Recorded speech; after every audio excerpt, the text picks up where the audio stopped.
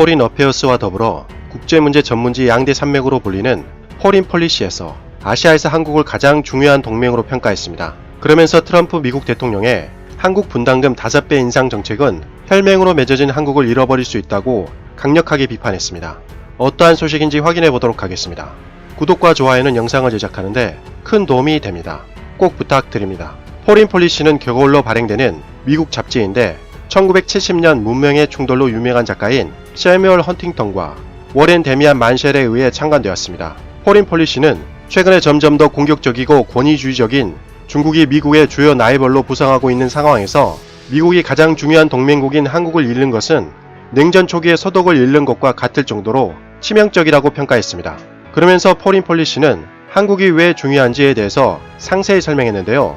북한이 미국을 향해 핵탄두가 장착된 대륙간 탄도미사일을 발사할 경우 평택 북쪽에 있는 오산기지에서 탄도미사일 발사를 몇 분 안에 감지할 수 있는 중요한 요충지라는 것입니다. 더군다나 중국이 팽창할 경우를 대비해 사드 미사일 방어 체계를 한국에 설치했는데 한국은 엄청난 경제적 손실을 감안하면서 중국의 사드 보부까지 미국을 위해서 견딜 정도로 한국은 미국의 막강한 동맹이라고 평가했습니다. 이렇듯 미국 전문가가 한국에 대해서 높이 평가한 것은 상당히 이례적인데요.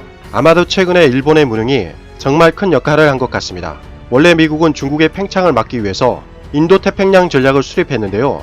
일본은 상당히 중요한 동맹으로 평가했었습니다. 그런데 연이은 실수로 일본의 가치가 수직 하락하게 된 것 같습니다. 현대전은 정보전인데 일본은 북한이 탄도미사일을 발사할 때마다 제대로 파악하지 못했습니다. 간단히 예를 들어 일본 정부는 탄도미사일 한 발을 2발이라고 오인하는가 하면 탄도미사일 궤도 탐지조차 제대로 하지 못했었습니다. 심지어 방사포를 탄도미사일이라고 아베 총리가 발표해서 국제적인 망신을 당하기도 했습니다. 왜 일본이 한국과 지소미아를 유지하려고 필사적인지 드러나는 대목입니다. 이렇듯 일본이 군사적으로 형편없는 것이 드러나자 미국 입장에서는 자연스레 한국의 지정학적 가치가 급상승할 수밖에 없었을 것으로 보여집니다. 더군다나 미국과 쿠바의 관계에서 알 수 있듯이 한국은 중국의 수도 베이징에서 미국의 우방국 중에 가장 가까운 지정학적 위치에 자리 잡고 있기 때문에 대단히 중국에게 위협적이라고 할 수 있습니다. 포린 폴리시는 다시 한국 방위비 분담금에 대해서 얘기를 이어갔는데요. 주한미군을 포함한 미국과의 안보관계를 47억 달러에 맞춰 한국을 흔들어 놓는 것에 대해 정당성이 없는 터무니없는 요구라고 폄하했습니다. 트럼프 대통령이 주장하는 것처럼 미국 주요 동맹국들이 일반적으로 방위에 무게를 두지 않는다는 주장에는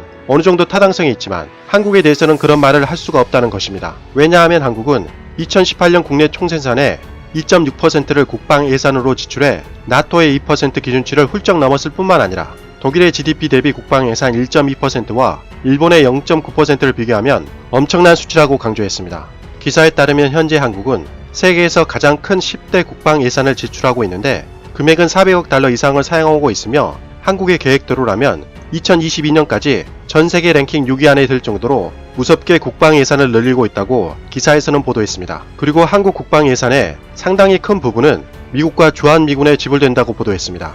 그러면서 기사에 따르면 한국은 2019년 약 15억 달러, 원화로 1조 7,800억으로 추정되는 미군 유치 비용을 충당하기 위해 약 9억 2,300만 달러, 원화로 1조 900억을 미국에 기부했다는 것을 강조하며 9억 2,300만 달러에는 한국의 임대료는 포함되지 않았을 뿐만 아니라 태평양 최대 미군기지, 즉 평택에 있는 미국 최대의 해외 미군기지를 건설하는데 한국이 무려 100억 달러, 원화로 11조 8천억을 지불한 금액은 포함되지 않았다고 지적했습니다. 또한 이 수치는 지난 4년 동안 한국이 미국 무기와 군사 장비에 쓴 130억 달러, 원화로 15조 4천억도 포함되어 있지 않다고 기사에서는 설명하고 있습니다. 심지어 2018년 말까지 미국은 한국이 기부한 돈을 모두 사용하지 못했습니다.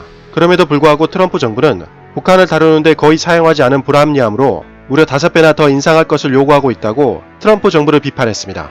이것은 상식 밖의 일이며 미국 협상 태도 역시 지적했습니다. 이틀로 예정된 한국과의 방위비 비용 분담 협상에서 제임스 드하트 미국 수석 협상관은 불과 80분 논의 끝에 걸어나왔습니다. 또한 해리스 대사는 국회정보위원회 위원장인 이해운 의원을 불러 국방기여금 확대를 호소했으며 30분 동안 대화하면서 50억 달러라는 말을 20여 차례 한 해리스에게 이해운 의원은 나는 수십 년 동안 많은 대사를 만났지만 이런 일은 한 번도 경험하지 못했다고 모욕감을 드러냈다고 한국 입장을 전했습니다. 그러면서 트럼프 정부의 주한미군 분담금 5배 인상 요구 때문에 한국 국민들은 초당적이고 압도적으로 혐오감을 드러냈다고 기사는 보도했습니다. 상황이 만약 이렇게 흘러간다면 한국이 핵무장할 수 있다고 전하면서 그렇게 된다면 상상해보라면서 우려를 표명하며 기사는 끝을 맺었습니다. 기사에서 알 수 있듯이 미국 언론이 한국을 바라보는 시각도 많이 달라진 것 같습니다. 이제는 일본보다 한국이 더욱 중요한 동맹이라고 평가할 만큼 한국의 지정학적 가치가 상승했는데요. 한국 정부는 현명한 판단을 내려 더욱 한국의 가치를 끌어올릴 수 있었으면 좋겠습니다. 앞으로 더욱 발전하는 한국을 기원하며 이상 마치겠습니다. 지금까지 시청해주셔서 진심으로 고맙습니다. 항상 건강하시고 복 많이 받으세요.